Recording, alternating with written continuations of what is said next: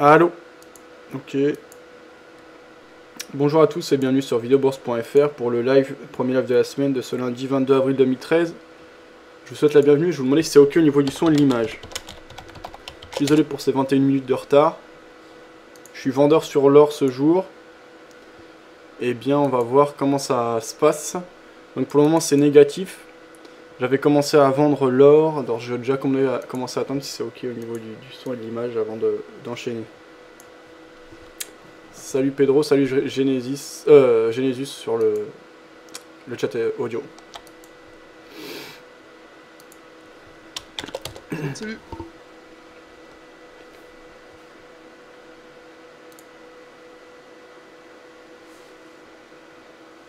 Ça va, ça trade?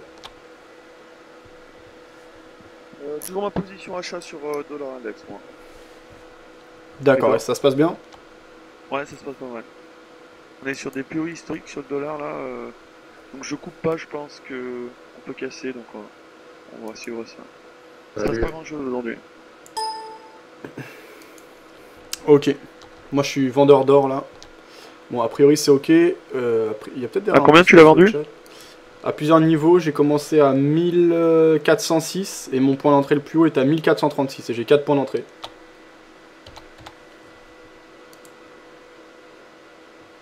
D'accord. Alors non, a priori, sur le... On est bien encore en version premium sur le chat, donc ça doit être rapide. Bon, en tout cas c'est ok. Mathieu me disait que le son était saccadé. Peut-être qu'au départ ça va être saccadé, normalement après ça doit plus l'être. T'as mis des stops ou non, pas de stop toi? Non, je ferme au fur et à mesure, ça se passe mal. En fait, dans un premier temps, je pyramide ou je moyenne à la baisse. Et ensuite, si ça se passe mal, eh bien, je coupe au fur et à mesure. Et si ça se passe bien, je laisse courir avec un maximum de taille de position. Okay. Ok, tout est ok. Pourtant, il était sous résistance. Là, il y a une espèce de drapeau. Ouais, je le vends alors. Ah ouais, tu vends, hein? Ouais, bah l'idée est très simple, hein, c'est juste qu'on a une très forte pression vendeuse les derniers jours. Là, on a une phase de correction, donc je rentre dans le sens d'intendance de fond sur phase de correction. Voilà. Alors, j'ai ajouté quelques petits trucs sur Vidéo Bourse, vous voyez autour du cadre de diffusion de l'émission. Voilà, le Twitter, le Facebook en bas à droite, la courbe des résultats 2013. Voilà. Donc, bah voilà, l'or, pas grand chose à signaler. Ça a été difficile, là, on a des vendeurs qui tentent de revenir. On est toujours dans un canal haussier en M5 ici, dans un canal de correction par rapport à la dynamique de fond. On a marqué les plus hauts à 2 reprises, plus haut que les précédents. On a du mal à casser et à accélérer au-delà de cette zone.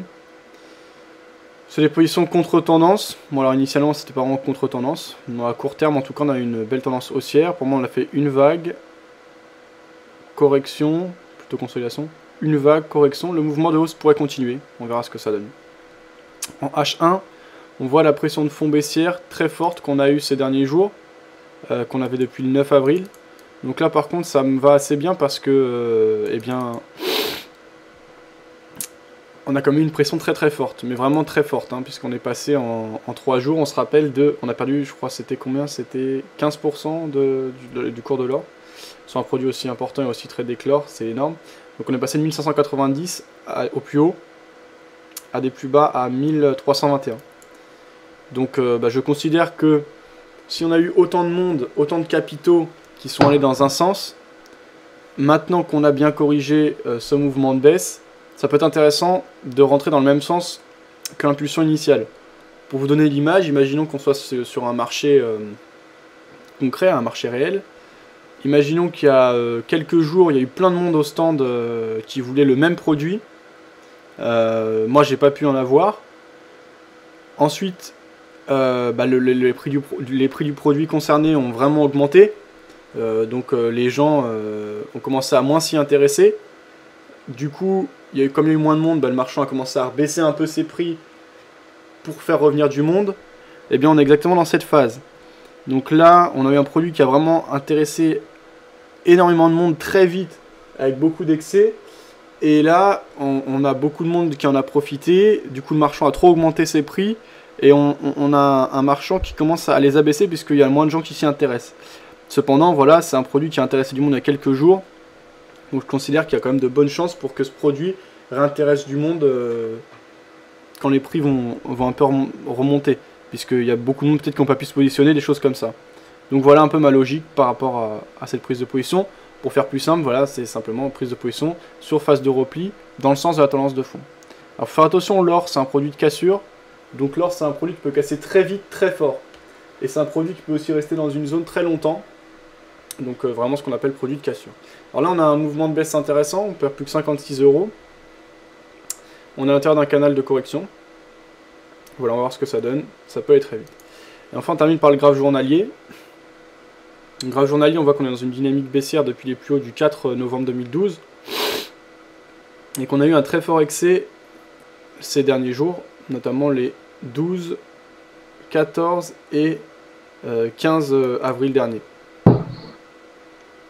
Donc on va voir ce que ça donne par la suite, mais on est bien dans le sens de l'impulsion et on est dans le même sens que l'ensemble de la foule, donc c'est toujours plus simple d'être dans le sens de la foule que contre cette dernière. Voilà, on va voir si ça paye, je vais essayer de gérer ça de manière intelligente. En journalier, on peut repérer d'autres seuils que ceux que j'ai repérés sur le graphique, notamment l'ancienne zone de support des 1527 qui a été cassée de manière assez virulente. On voit qu'on retrace 23,6% du mouvement de baisse qu'on observait depuis les plus hauts du 5 novembre 2012. Et en H1, on voit qu'on a retracé plus de 38,2, donc le prochain seuil de résistance, ça pourrait être les 50%, à 1455 $ l'once, 1456 presque, qui serait les 50% de la dynamique baissière qu'on a eue, ce qui est un seuil important. Voilà, donc un peu le contexte technique dans lequel on est. Après, fondamentalement, j'ai pas vraiment d'avis, c'est dur de se faire des repères sur l'or et les avis sont très clivés. Psychologiquement, voilà, on a quand même eu des très gros mouvements de baisse. Donc ils peuvent reprendre, voilà, c'est un peu ce que j'ai dit tout à l'heure. Voilà mes quelques explications. Donc c'est des positions, des avis, des critiques par rapport à ce que j'ai dit ou à ce que je fais, mais également vos propres avis, vos propres analyses. N'hésitez pas à l'indiquer sur le chat écrit. Donc il y a plusieurs manières de participer à l'émission. Le nom de l'émission c'est Trader Ensemble. Donc pour participer vous avez soit le chat écrit, soit le chat audio. L'idéal c'est le chat audio, si vous avez un micro et que vous souhaitez participer par audio. Pour ça vous avez le lien en haut à droite Mumble en bleu ciel qui vous permet de nous rejoindre. Vous avez juste besoin d'un micro, c'est gratuit. Vous êtes les bienvenus, que vous soyez débutants, expérimentés, voire traders de longue date, pour discuter avec nous. Alors ça on avait vu, donc fil partager des liens, on regarde ça. Ok, donc c'était justement sur l'or, avec un très grosse accélération baissière. Un drapeau qui s'était mis en place, on était dans la partie haute de ce drapeau, donc de ce canal de correction là, et les vendeurs pourraient reprendre en main le marché. D'après l'étude faite par Phil, merci. Salut Crédit qui nous a rejoint. Gold en unité de temps 2 heures, c'était. Donc là, une grosse baisse. Correction, voilà, donc c'est un peu ce qu'on vient de voir. Et donc on voit qu'on avait un stochastique qui passait de zone de surachat et qui sortait par le bas de cette zone de surachat.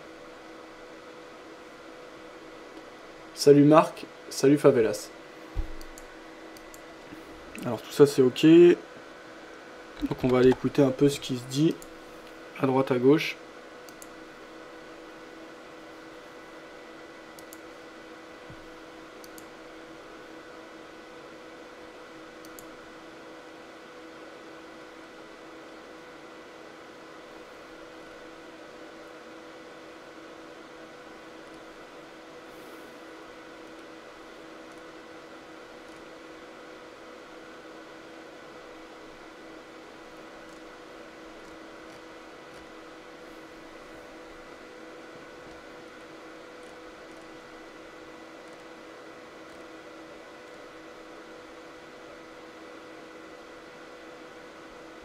Nicolas Dose, BPI, règlement de compte.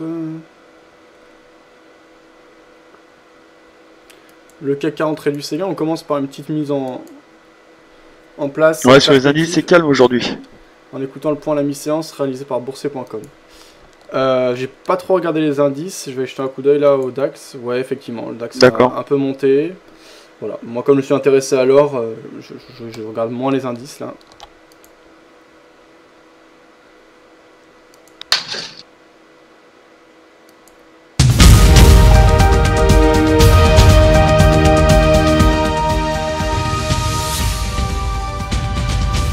marché parisien réduit ses gains à la mi-séance.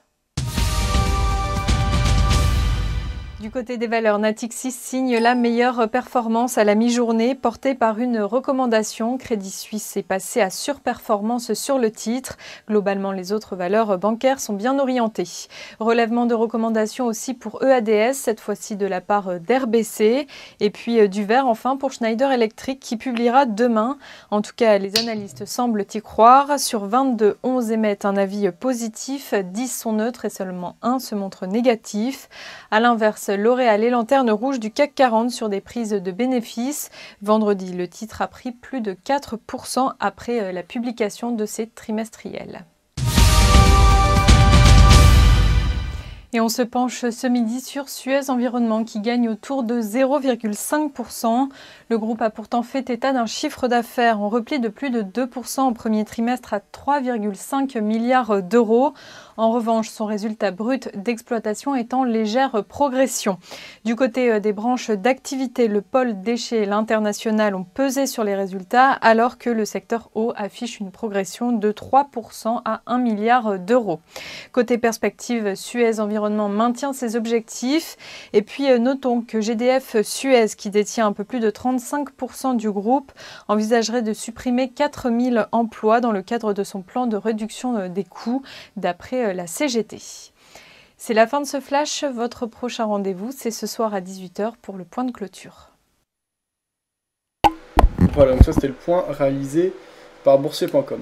Alors on voit ici sur l'or qu'on est en train de casser le support oblique haussier. Et donc on pourra entrer dans une phase de correction. Et donc la manière dont j'ai pris mes positions ce matin, en fait j'en ai pris une première cette nuit. Ça avait beaucoup augmenté assez rapidement cette nuit. J'en avais repris une que j'ai coupée ensuite. J'ai laissé courir ce matin quand je me suis réveillé. On avait fini un mouvement de hausse, on commençait à hésiter, j'en ai repris une. Ensuite ce matin on a mis un gros mouvement de hausse, quand ça a commencé à hésiter j'en ai repris une. Ensuite on a eu une autre accélération haussière, quand ça s'est calmé j'en ai repris une. Donc l'idée est de laisser passer les tempêtes en gros. Donc quand ça va contre nous très fort, on ne trade pas. Et quand ça se calme, de revenir. Ça permet de ne pas rentrer et de ramasser le couteau qui tombe, mais déjà de rentrer quand le marché est plus calme. Voilà un peu la logique au niveau des prises de position. C'est pour ça qu'il y en a qui sont plus ou moins espacées. Voilà. Donc là, si on prend les plus bas et plus hauts du mouvement de correction qu'on a observé depuis les plus bas du 19 avril, eh bien on est sur les 23,6% de retracement.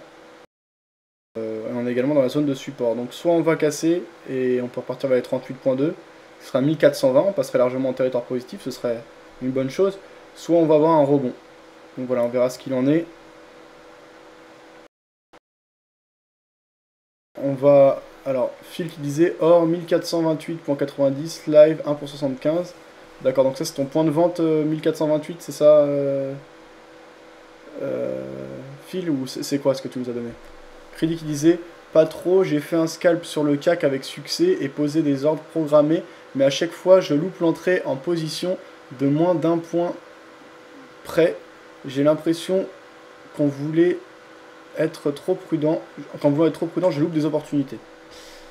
Après, il faut trouver le compromis, puisque tout n'est qu'une question de compromis de toute façon sur les marchés.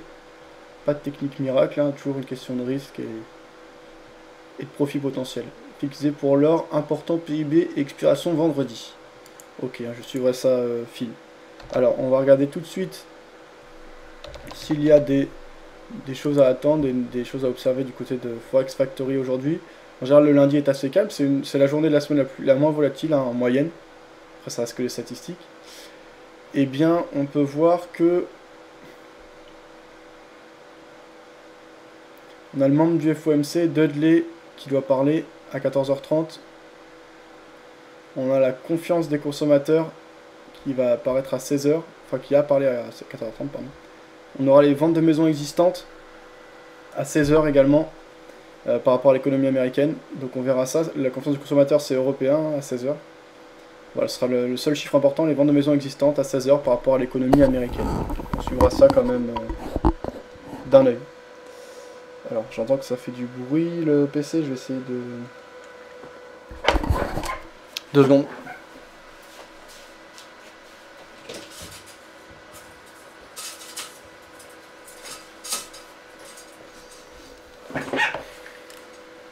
Ok. Pour l'or important, ça on avait vu. Phil qui partageait un lien. Effectivement, les expirations, ce sera le 26 avril. Tiens, demain, il y aura une conférence intéressante sur la psychologie. Dans le menu de gauche sur videobourse.fr, dans la partie événements, vous voyez, il y a un petit point rouge qui clignote à côté de cet événement qui a lieu demain soir à 18 h au pôle Léonard de Vinci à La Défense. J'y serai pour filmer, ça va être assez intéressant. Les intervenants sont de qualité, il y a des gens expérimentés, c'est gratuit, donc je pense que ça peut être intéressant d'en profiter et de s'y rendre. On va continuer à prendre de l'information. Il y avait Jacques Sapir, la politique monétaire japonaise fonctionne. On écoute Jacques Sapir au micro de BFM Business, c'était ce matin. On écoute ça. Donc ça charge. Ah, pardon, on se mange une petite Désolé chérie, ça commence. Quelle box permet de contrôler la télé depuis votre tablette? B-Box Sensation de Bouygues Télécom. Avec son application exclusive B-Box Tab, regardez la télé live, enregistrez vos programmes et choisissez vos VOD. Pour découvrir B-Box Tab, cliquez ici.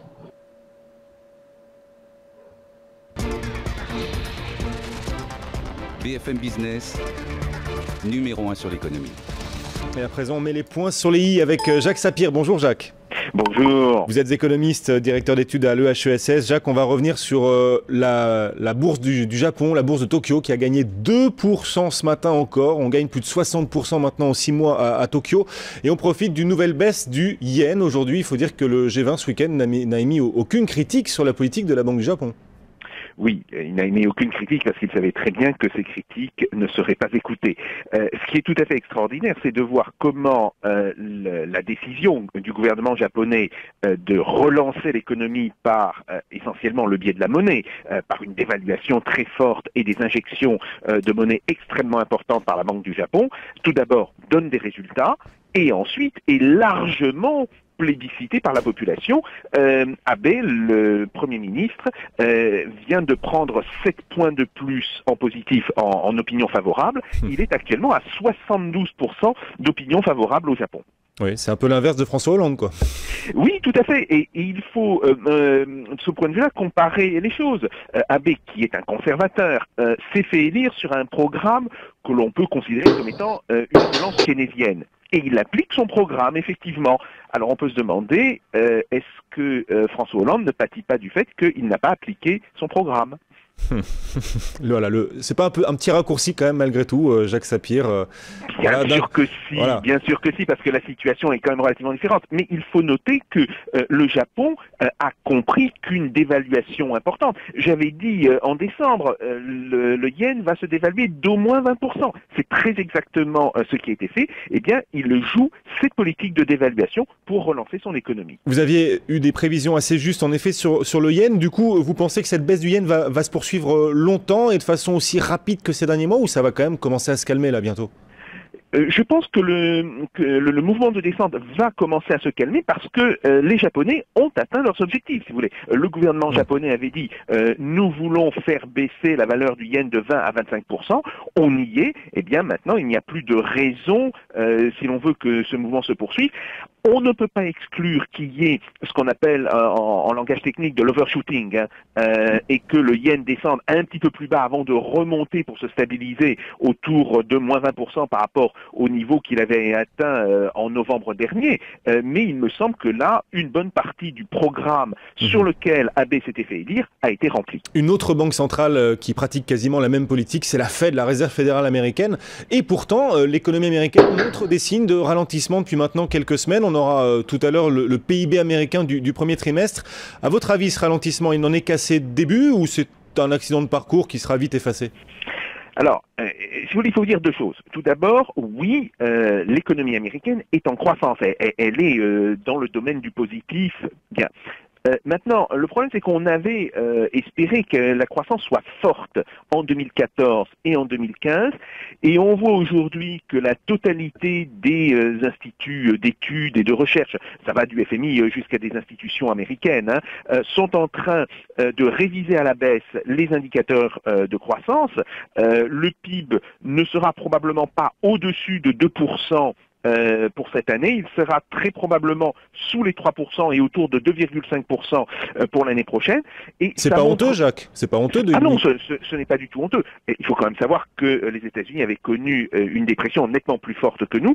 Mais ce qu'il faut voir là, c'est que le problème pour les États-Unis ne peut pas être réglé que par l'instrument monétaire, et ça fait quand même une grande différence par rapport au Japon. Les États-Unis se sont très fortement désindustrialisés ces 15 dernières années, et ils devront donc à ce moment-là consacrer des efforts extrêmement importants à un mouvement de réindustrialisation. On en voit d'ailleurs les prémices, mais ça veut dire qu'il ne faut pas s'attendre à un rebond spectaculaire de l'économie américaine cette année ou l'année prochaine. Bon, voilà deux grandes zones qu'on a largement évoquées, le Japon, les États-Unis. Un petit mot tout de même du regard que vous portez sur l'Italie, sur ce président qui remet l'armure et qui reste au combat pour l'Italie, c'est ça ?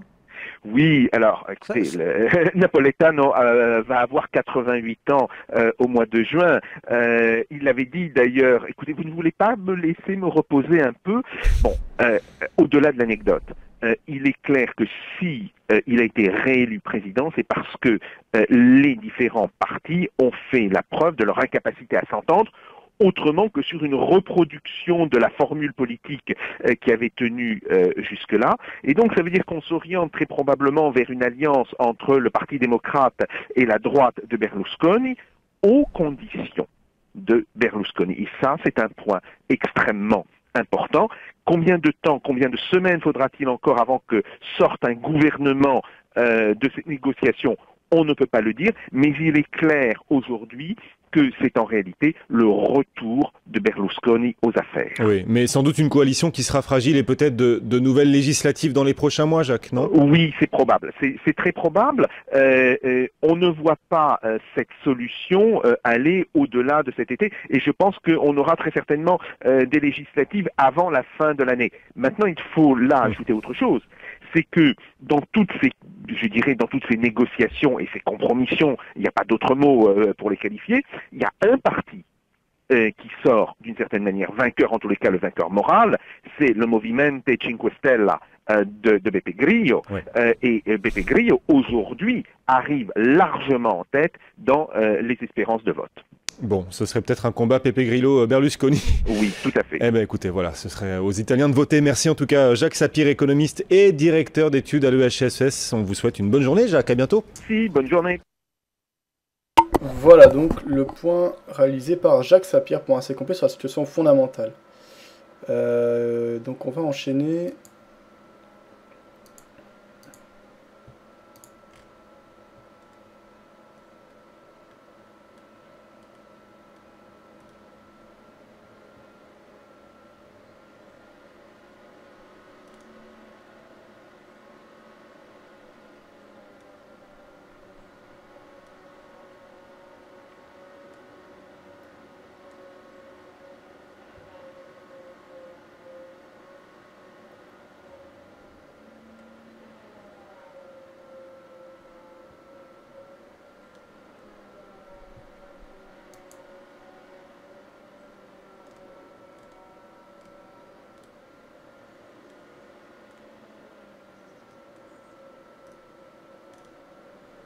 Good morning traders. On écoute le point de Jeff Roncé, qu'on a l'habitude de retrouver ici sur Vidéo Bourse, qui faisait son point ce matin. Bonjour à tous, bienvenue sur le site GMT Good Morning Traders, il est 10h50. Alors, je suis sorti de position sur la paire euro-dollar. Pourquoi je suis sorti? Parce que je trouve qu'il n'y a pas suffisamment de vecteurs pour baisser. Effectivement, on a cassé les 23,6 de retracement de Fibonacci, mais il n'y a aucune accélération. Donc ça, c'est ce qui était prévu. Moi, j'ai mon take profit qui a été touché. Donc plutôt content. Pour l'instant, je vais arrêter de trader. En tout cas, ce matin, je vais attendre maintenant cet après-midi, peut-être même la fin de l'après-midi pour prendre position. On a des chiffres importants qui vont sortir cet après-midi. Donc il va falloir se méfier. C'est vers 16h, je crois. C'est les ventes d'immobilier. Donc il va falloir se méfier de ce chiffre, ça risque d'apporter un peu de volatilité. Alors pourquoi je suis sorti de position? Parce que déjà on a un CCI donc, qui fait l'hameçon actuellement. Donc on a un CCI à 21 jours donc en daily qui est toujours dans une bonne tendance baissière. Donc je ne discute pas, je reste fondamentalement baissier sur cette paire, ça c'est clair et net. Maintenant je pense qu'on va réintégrer gentiment ce range avant de replonger de nouveau. Mais pour le moment, je suis sorti de position aussi parce que on a la livre contre le dollar américain qui a du mal à franchir ce dernier plus bas à 0,5217. Donc ce qui me donne à penser qu'on pourrait repartir un peu en correction, rebondir sur cette zone et repartir haussier provisoirement, car la tendance de fond donc sur la livre contre le dollar est baissière, mais j'ai pas forcément envie de jouer la baisse encore. Je vais attendre, et pour l'instant il n'y a aucun vecteur qui me donne envie de rentrer sur le marché de nouveau, donc on va attendre, mais je reste suspendu à un nouveau point de vente au niveau de cette intersection ici, et la moyenne mobile à 20 jours ici, ça pourrait me donner peut-être un nouveau signal de vente si jamais, mais pour l'instant, je préfère rester à l'extérieur du marché et je vais, voilà, je m'arrête de trader en tout cas pour ce matin. Je vais attendre cet après-midi, voir s'il y a une possibilité. Sinon, je ne traderai plus de la journée et j'attendrai demain pour reprendre une activité sur le marché. Voilà, je vous souhaite une bonne journée et à tout bientôt. Salut!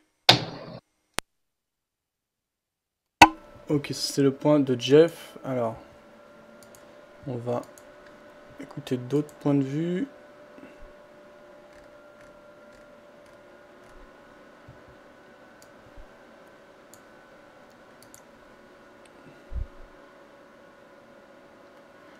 – 14h49 là.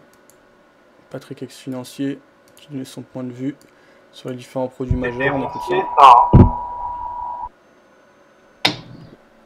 Oui, on t'entend mal. Oui, il me semblait bien que t'étais roncier. On t'entend mal là, on t'entend comme si t'étais, je sais pas, bizarre. Dans une soucoupe volante. Je suis en garde à vue. Que j'ai fait ma vidéo un petit peu plus tôt. Nous sommes le lundi 22 avril 2013. Et donc concernant les indices, eh bien, je crois qu'on en a au même point que ce matin. Simplement, quand même avec une petite précision supplémentaire, c'est que regardez, toutes les moyennes mobiles là sont en train de se concentrer en un même endroit. La moyenne mobile 20 jours est en train de se confondre avec ce support ici. Donc je pense que tout va se jouer ici. Hein. S'il y a de la volatilité cet après-midi. Donc la règle est vraiment très simple. Hein. Moi, si ça passe en dessous des 14 555, je me positionne à la vente avec... c'est roncier là qui parle? Non, c'est Patrick ex-financier. Donc il y aura un trade de 70 pips à faire.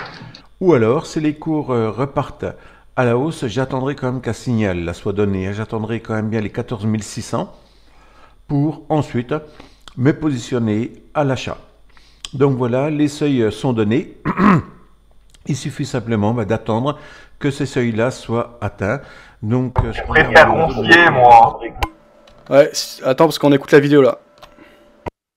Tout le temps sur les moyennes mobiles que sur les indicateurs. Donc il est impossible, enfin du moins pour moi, de savoir dans quelle direction les choses vont partir. SP500, bon, on est dans la même configuration concernant le SP500. Qu'est-ce que l'on peut dire? Ben, là, on voit un morceau du RSI, il est toujours en zone d'achat. Donc ça correspond bien quand même à ce regain là, hein, de la moyenne mobile 20 jours qui semble repartir à la hausse. Bon, quand même dans l'idéal, alors c'est vrai que là, à chaque fois, ça s'est reposé sur cette moyenne mobile ici. Va-t-il venir ici ou descendre? L'idéal, ça serait sur la moyenne mobile 20 jours, mais ça, c'est pas sûr qu'il y aille. Le MACD, lui, est en zone de neutralité. Le RSI, lui, quand même, bon, il est en zone d'achat, mais il tente quand même de rejoindre sa zone de neutralité. Donc, c'est quand même moins clair que sur le Dow Jones qu'on regardait tout de suite, où là, tout est confondu en un même point, et c'est quand même pas mal du tout, quoi. Hein. Donc, si je devais prioriser tout à l'heure, quand ça va bouger, ça sera plutôt le Dow Jones au SP500. Enfin, le CAC 40. Eh bien, le CAC 40, lui, tiens, ça pourrait faire apparaître le RSI. Voilà. Il est en zone d'achat, mais avec quand même une petite pente descendante. Le MACD, lui, est toujours en zone d'achat, mais probablement en train de se refermer dans sa zone d'achat. Donc... faire attention, il y a quelqu'un qui a une touche qui active son micro et ça fait des interférences. Si je peux l'enlever, merci beaucoup. On pourrait quand même avoir, alors là c'est là qu'on a un peu le paradoxe, on pourrait avoir des cours qui auraient tendance à partir à la baisse, mais on a une moyenne mobile 20 jours qui, elle, semblerait partir à la hausse. Donc là la situation n'est pas claire, les oscillateurs disent tout à son contraire par rapport aux moyennes. Donc là moi je vais attendre de voir ce qui se passe. Bon, regardez quand même là, la bande de Bollinger est en train de s'ouvrir quand même à la hausse. Hein. Donc attention au piège, parce qu'on pourrait quand même bien tomber dans un espèce de piège, on croit que ça va descendre, et puis ça pourrait quand même partir à la hausse, quoi, en fait. Hein. Donc moi je vais attendre, hein, si je dois me positionner, que l'on touche la moyenne mobile 20 jours, quand on est dessus, je regarderai comment les choses vont se dessiner, mais là je vois quand même que Bollinger s'ouvre, ça m'étonnerait guère qu'on parte à la hausse, avec un objectif à 3700. Nous sommes à 3663. Bon, ça fait 40 pips sur le CAC 40, c'est pas mal du tout. Je vous retrouve à 18h30. Voilà, donc ça c'était le point réalisé par Patrick, ex-financier. Alors que là sur l'or, eh bien on est passé sous le support oblique haussier. On a les vendeurs qui maintiennent une certaine pression. On attendait de casser les 23,6%. Une espèce de petit pullback, mais la cassure n'est pas vraiment forte. Les investisseurs ne sont pas décidés à prendre clairement et à donner clairement un sens au marché. On parle actuellement 58 €. Ouais, ça le fait encore, hein. Je sais pas qui c'est, mais si c'est possible d'enlever, parce que c'est assez pénible. Donc, quelqu'un quand, je sais pas, il doit avoir une touche qui active son micro et qui le désactive, ça fait des bruits. En fait, sans qu'il parle. Comme si par exemple je faisais ça, écoute. Ah ok. Voilà. Je crois que c'est peut-être moi, bon bah je me déco, je reviendrai plus tard. Non, non, pas de problème, mais en fait c'est très simple à changer ça. Il suffit que tu ailles dans configurer. Non mais j'en suis pas sûr que c'est moi. Non, non, mais c'est bon, mais de toute façon si c'est toi, il suffit que tu ailles dans configurer, que tu mettes une autre touche à ton micro, une touche que tu n'utilises pas, et ça le fera. Ouais, non mais de toute façon j'allais me déco là les gars. Ok, et sinon tu as des positions aujourd'hui? Non, je travaille tout le temps sur le bot. Ah ok, et ça avance? Ouais, moyen. Un peu dégoûté quoi. Dégoûté de quoi? De pas arriver à faire quelque chose de correct.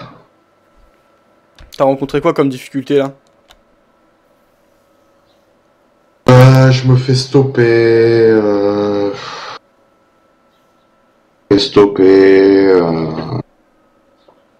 Bon, de toute façon, je dois filer, je te tiens au jus de toute façon. Ok, ce sera intéressant, et n'hésite pas hein, quand t'es là à nous parler, hein, à dire où t'en es, etc. Okay. C'est intéressant. Allez, à plus les gars. Merci Crazy, bonne journée à toi, ciao. Ok, ça on avait vu.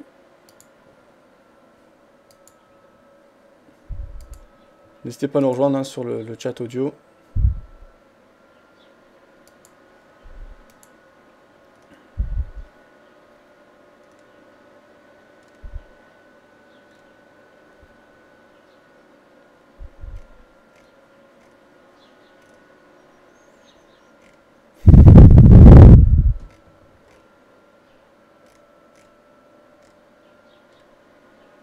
Il y avait le morning meeting. Je vais voir s'il n'y a pas le match des traders de ce matin, réalisé par BFM Business.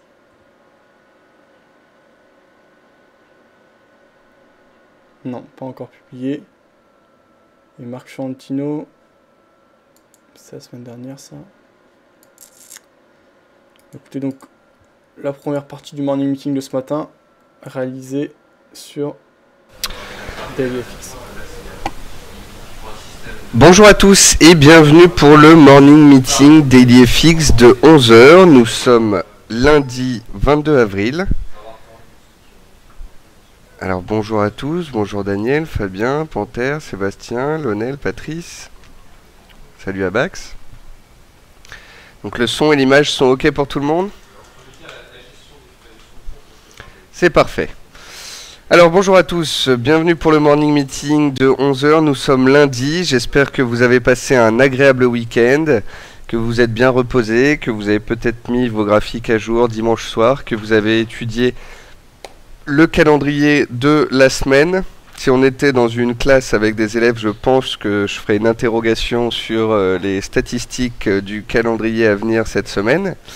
Partant du principe donc que tout trader qui se respecte jette un œil au calendrier économique afin de mieux programmer sa semaine de trading. Alors avant toute chose, un petit avertissement, vous devez être conscient des risques associés au marché d'échange et aux produits CFD. Les opinions et informations de marché que l'on voit ici ne constituent en aucun cas des conseils d'investissement. Alors sans plus attendre, on est lundi et le lundi souvent on a une baisse en début de séance. On a eu notre baisse en début de séance sur l'euro. L'euro vient de toucher la zone des 1,3030. C'est une zone d'achat potentiel que j'ai mis à profit via l'euro-yen. Donc je tenais à vous le dire dès le début de ce morning parce que sur l'euro-yen ce sont les 1,3005 que j'ai payé, soit un niveau horizontal de prix. Autant vendredi dernier je vendais la borne haute du canal haussier sur l'euro-yen, autant il a tellement bien tenu que je l'ai payé vendredi soir en clôture. Je suis sorti lors du gap haussier à 130,50 cette nuit et j'ai repayé 130,05 ce matin juste avant de commencer ce morning meeting. Donc voilà, moi je suis en quelque sorte acheteur d'euros puisque je suis acheteur d'euro-yen. Pourquoi est-ce que j'achète de l'euro-yen au lieu d'acheter de l'euro? Eh bien parce que l'euro-yen il est plus fort puisqu'il est drivé par l'USD-yen et que l'USD-yen lui est en passe de potentiellement aller dépasser les 100 yens, donc toujours dans le sens de sa dynamique haussière. Donc ça c'est à suivre, mais je pense que les opérateurs sur le yen vont avoir envie d'aller se frotter à ce niveau psychologique des 100. Alors avant toute chose, nous sommes lundi, donc le lundi, il faut que vous fassiez deux choses. Première chose, mettre à jour vos graphiques. Deuxième chose, préparer des plans de trading.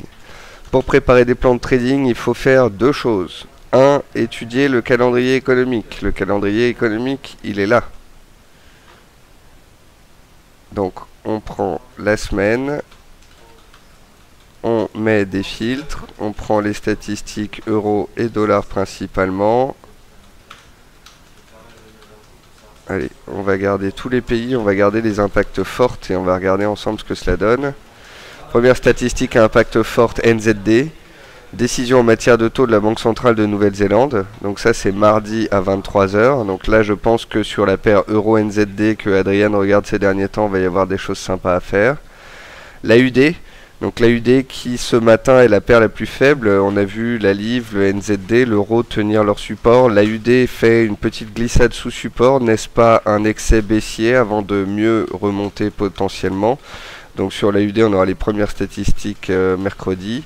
Plus des statistiques américaines. Jeudi, ça restera calme avec seulement l'Angleterre. Et vendredi, Banque du Japon et PIB US. Donc, semaine relativement soft en termes de publication. Mais quand même, on en a tous les jours sur des paires en particulier. Un jour le NZD, un jour l'AUD, un jour le dollar, un jour la livre, un jour les paires en yens. Donc moi, ça me va. Hein, tous les jours, une nouvelle paire, un nouveau programme, c'est sympa. Alors, il vous reste une semaine pour participer au challenge d'analyse sur le forum DailyFX. C'est un challenge d'analyse où il y a 500 € à gagner pour chaque groupe d'actifs. Donc en fait, il y a 1500 € à gagner en tout. 500 € à gagner pour le premier sur action, sur le premier sur métaux, sur le premier sur indice. J'ai vu beaucoup de participants commencer à écrire leurs analyses ce week-end. Notez qu'il y a 4 critères d'évaluation: fondamental, technique, money management, performance de la stratégie proposée. Or, beaucoup arrivent pose une analyse de base en technique. Il n'y a pas de money management, il y a peu ou pas d'objectifs, il n'y a pas de renfort, il n'y a pas de coupure par moitié, il n'y a pas d'analyse fondamentale. Bref, ce que j'ai vu pour l'instant, c'est joli en termes d'analyse technique, mais ça ne remplit que un des 4 critères qu'il y a ici sur le concours. Pour tous ceux qui souhaiteraient y participer, vous avez encore le temps, il suffit d'aller lire donc les règles, c'est en page principale de DailyFX. Vous avez aussi de nombreuses analyses, il y a Kali et Karen qui nous ont envoyé entre vendredi soir et ce matin de nombreuses mises à jour. Donc vous avez l'USD Yen et l'Euro Yen, l'Euro Sec, l'Eurodoll et la Livre Doll, l'or et l'argent et les indices. Je pense que sur l'USD Yen et l'Euro Yen, ils sont tous les deux haussiers. Je pense que sur l'Eurodoll et la Livre Dollar, ça dépend. Il y en a un qui va être haussier, l'autre plutôt baissier. Sur les indices mondiaux, on verra qu'en fait, on a touché des supports majeurs la semaine dernière. Et sur l'or et l'argent, eh bien, c'est de la vente sur rebond. Mais ce qu'il faut savoir, c'est mesurer la taille que pourrait avoir ce rebond. Donc on va regarder cela tous ensemble en regardant les graphiques. Donc voici un graphique du dollar index, donc le dollar index qui reste manifestement haussier à long terme, qui s'inscrit dans un canal haussier. Il avait testé, alors j'ai 2 bornes hautes en fait, une borne haute avec les cours de clôture, une borne haute avec la mèche qu'on avait fait ici en octobre 2011. Donc j'ai bien un canal haussier, le dollar est en train de retourner sur ses plus hauts, il est drivé notamment par l'USD Yen. Donc si l'USD Yen devait casser les 100, le dollar index casserait certainement ce niveau et puis irait chercher la borne haute là-haut. Vous remarquerez juste que les paires d'actifs risqués se maintiennent alors que le dollar index monte. C'est parce que le dollar index monte, comme je viens de vous le dire, est drivé par l'USD index plus qu'autre chose. L'euro-dollar en données hebdomadaires, donc on a bien une tendance de fond de long terme baissière. À moyen terme, on est totalement neutre. On a un support à 1,2660-27, une résistance à 1,32, au-dessus ce serait 1,3350, 1,34. La résistance à 1,32 a bloqué la semaine dernière, on est bloqué... De quoi? Les ronciers là qui parlent de long terme. Je comprends pas pourquoi... Je comprends pas pourquoi tu demandes ça. Je voulais savoir si c'était l'analyse de la distance à 1,32. C'est Nicolas Chéron, mais tu le sais très bien. Ah non, je te jure, j'ai pas fait gaffe. Le son, j'ai pas l'image.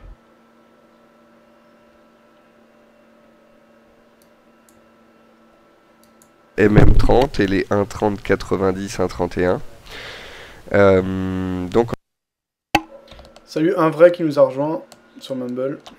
En données hebdomadaires, c'est totalement neutre. On a fait un échec la semaine dernière. Est-ce que les vendeurs vont vouloir appuyer cet échec, casser les 1,30 et donc retourner vers 1,28 ou est-ce que cette zone des 1,30, 1,30, va réussir à tenir pour aller chercher les 1,32 voire plus? C'est ce qu'on verra rapidement en ce début de semaine. Donc rappelez-vous la semaine dernière, mardi dernier, on s'est enflammé jusque 1,32, donc on a été un peu trop vite. Mercredi, on faisait un avalement baissier puissant et on revenait sur le support des 1,30-30 et de la EMA 45. Jeudi, on l'a tenu. Vendredi, on a tenté en rebond, ça n'est pas passé. Ce matin, on a gapé à la hausse et puis ça baisse, puis ça finit par tenir sur le support. Bref, ça a beau attaquer en haut, en bas, ça ne sort pas. Donc on va tout simplement patienter gentiment pour une sortie de ce range-là, entre 1,30 et 31,70 en ce début de semaine, alors que les indices tiennent, alors que les supports ont tenu sur l'ensemble des actifs vendredi. J'aurais tendance à dire que on a gapé à 30,80 puis on a baissé jusque 30,30 toute la matinée et 30,30, 30,40 c'est une zone qui potentiellement peut être mise à l'achat, notamment par ceux qui auraient des vues haussières dans une optique swing. En données horaires, voilà ce que cela donne. La zone rose c'est la zone de vente, la zone verte c'est la zone d'achat. On a touché la zone d'achat, on peut repartir. Si on revenait vers 1,30, pour moi on peut réagir tant que le S1 du jour tient, donc le pivot S1 qui se trouve à 1,3020.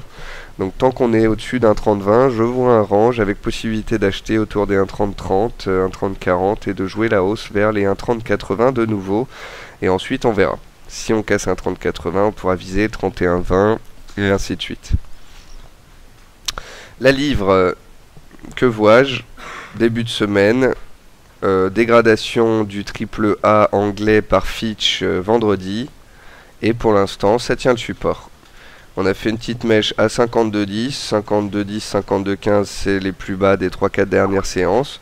On est posé pile poil sur les 52,30, c'est le support journalier.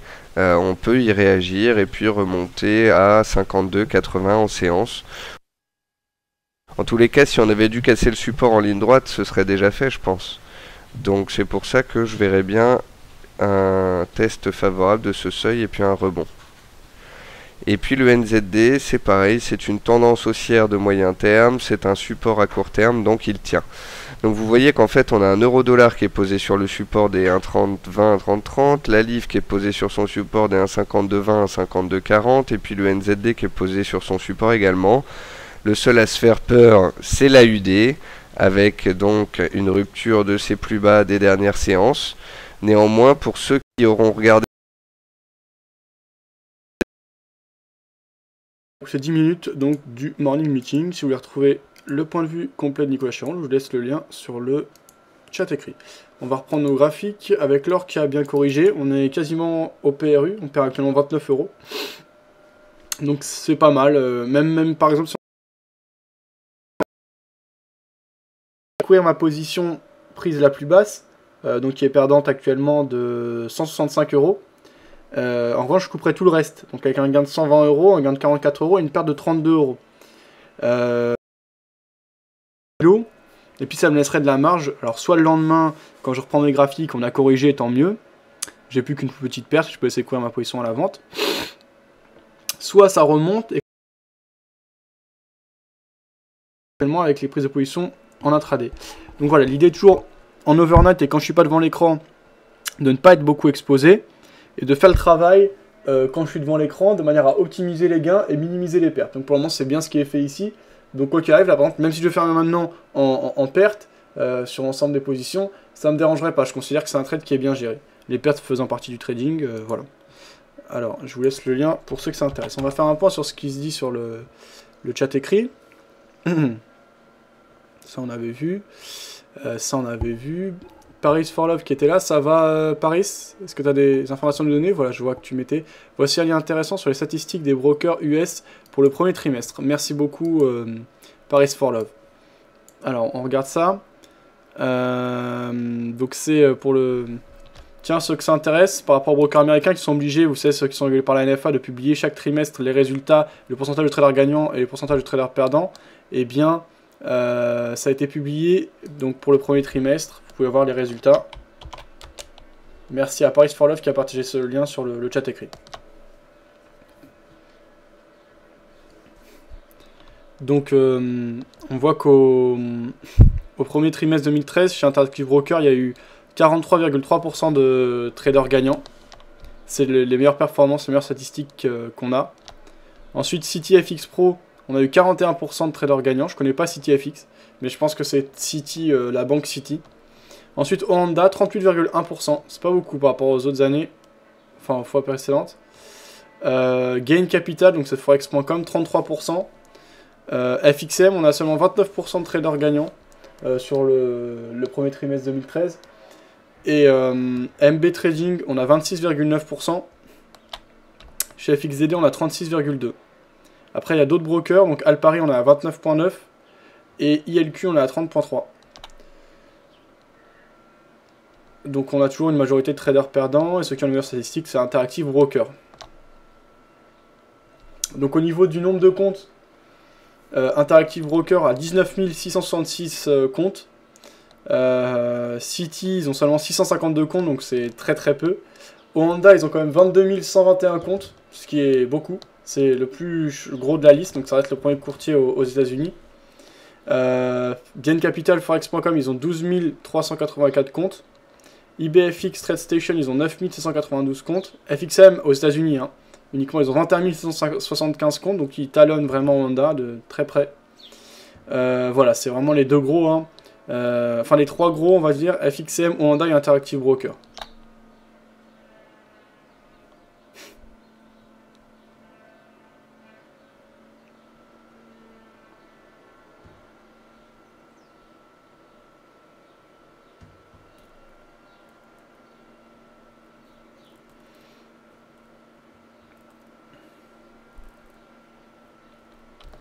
Donc dans l'ensemble, le nombre de comptes a quand même progressé aux États-Unis chez les brokers principaux, avec Interactive Broker qui a progressé de manière la plus forte, la plus franche, avec 17,7% de comptes en plus par rapport au 4e trimestre 2012. Ensuite vient Gain Capital, Forex.com, qui va peut-être être acheté par FXCM, ou qui tend à être acheté par FXCM. Peut-être ceci explique cela, parce qu'ils ont une progression vraiment énorme de 17,2% en termes de nombre de comptes. Donc peut-être FXM qui est quand même à la base spécialisé sur le Forex, même si on laisse se voir des produits dérivés, s'est senti menacé, possible, hein, j'en sais rien, c'est que des hypothèses de ma part, par cette montée, et donc à tenter de racheter, et on va dire, bon, à un bon prix, hein, 210 millions, je pense que le président de Gain Capital, donc Forex.com, est content, mais un peu à pas laisser trop se développer, et pas voir trop de ses clients partir chez eux. C'est possible. Alors au niveau des brokers qui ont perdu des clients, il y a eu IBFX Trade Station, et MB Trading, qui eux ont perdu des clients par rapport au 4e trimestre. Ça progresse pas mal chez FXCM avec plus 6,9%. Et chez Honda, on a seulement 1,9% de comptes en plus. Donc il n'y a pas beaucoup de comptes supplémentaires. Voilà. Donc...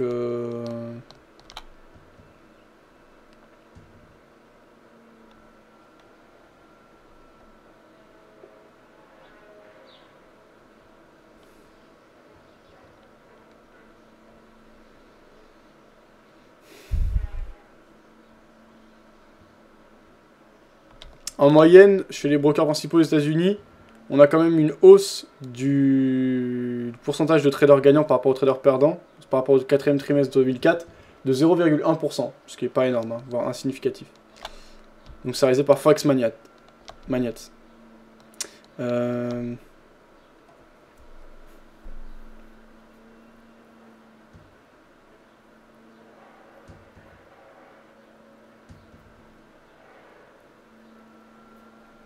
Donc au total, il y a eu 7486 comptes réels supplémentaires au premier trimestre aux États-Unis. Et donc le nombre total de comptes de trading chez les brokers principaux aux États-Unis s'élève à 99 461 comptes. Voilà, quelques chiffres. Seulement sur le Forex, demandez RDIKM, je ne sais pas, parce qu'il y a aussi Interbank... non, il y a aussi Interactive Broker, donc là je pense pas que c'est que sur le Forex. Mais c'est vrai qu'il y a aussi d'autres brokers de futurs assez importants qui sont pas dans la liste, donc je sais pas exactement, il faut regarder les précisions des chiffres.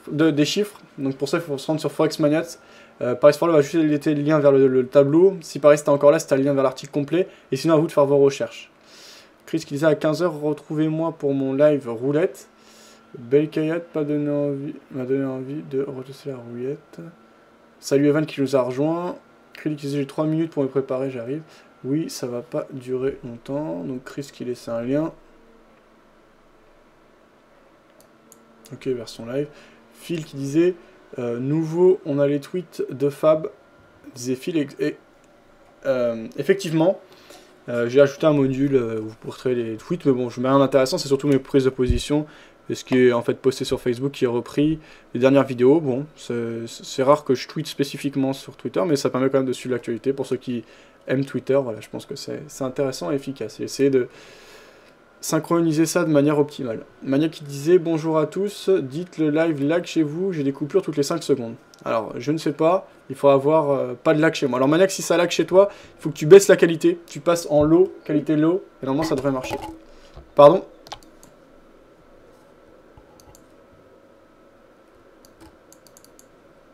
Long USD yen. D'accord, tu rentres sur quel critère? Achat sur repli. D'accord, ok. On va péter les 100.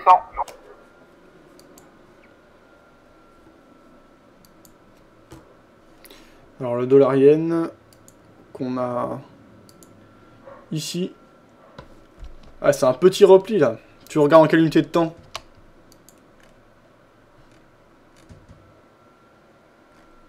En H1. D'accord, ok. Bon, en tout cas, c'est dans le sens de la tendance. On va voir ce que ça donne.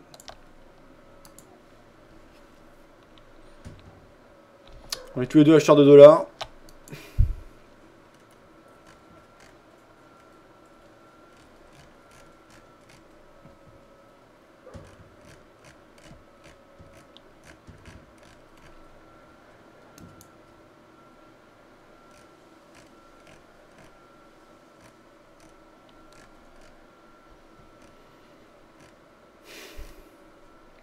Alors, on va essayer de continuer à chercher l'information intéressante. Jean-Marc Daniel, austérité et croissance, ça va être resté du point de vue fondamental. Alors, il y en a, je vois que ça parlait de WTI, c'est notamment Genesis qui parle de WTI. On va regarder le point de vue d'IG Market sur le pétrole. La bourse, les cotations, en partenariat avec igmarkets.com. Bonjour et bienvenue sur l'idée de trading avec Day by Day. Nous allons analyser aujourd'hui le brut Brent. Sur ce graphique horaire, le brut Brent tente de se retourner à la hausse après avoir subi une forte baisse. Après une première phase de rebond, les cours se maintiennent au-dessus de la moyenne 50 et du support horizontal situé à 99 $. Le dépassement de la résistance située à 100,43 $ validerait une nouvelle jambe de reprise en direction de 101,85 $. Le niveau d'invalidation est placé sous 99 $. Voilà, c'était l'idée de trading du jour avec Day by Day. Bonne journée et à bientôt. Voilà donc une idée concise. Alors ce qui va être intéressant là, ça va être d'aller voir le point de vue de trading central sur l'or. On va voir ce que ça donne, c'est quand même...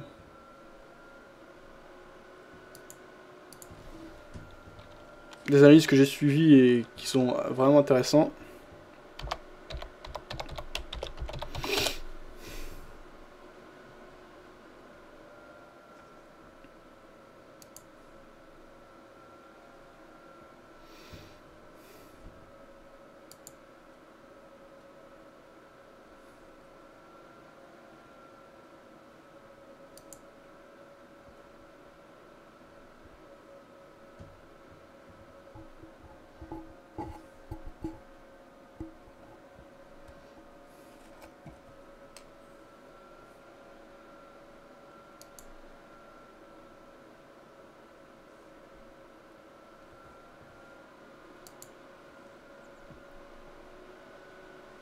Alors, trading central...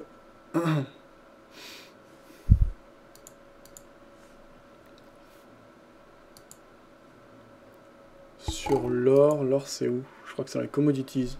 Voilà, c'est ça. Alors, l'or en intraday. Ah bah merde.